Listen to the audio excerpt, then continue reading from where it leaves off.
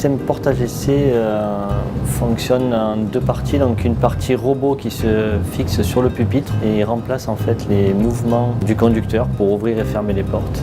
Et une partie tablette qui permet de piloter en fait ce robot à distance au niveau de la porte elle-même.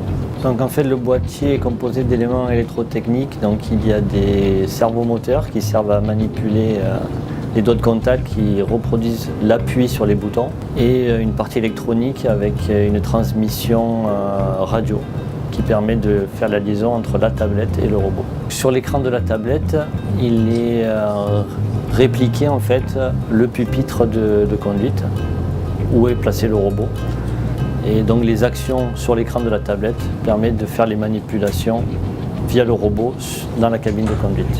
En technique centre de maintenance, nous devons réaliser des contrôles et de la réparation sur les portes. Lors de ces contrôles et de ces réparations, nous devons ouvrir et fermer les portes. Ces actions se font de la cabine. Donc du coup, en ayant le robot portage-essai, on peut être autonome sur l'ouverture et la fermeture. L'idée de Didier Carnugno, lui, il l'avait concrétisé avec un prototype tout à fait artisanal qu'il a réalisé chez lui sur son temps libre. On a fait appel à des startups pour nous proposer un projet de prototype industrialisable. L'agent, quand il fait sa maintenance, il a déjà sa caisse à outils, il a déjà éventuellement ses pièces de rechange en main, il a sa tablette dans le cadre de DSMAT pour faire ses traçabilités et lire sa documentation de maintenance. Donc on voulait lui faire profiter de la tablette plutôt que de lui rajouter un objet supplémentaire pour piloter le robot à distance.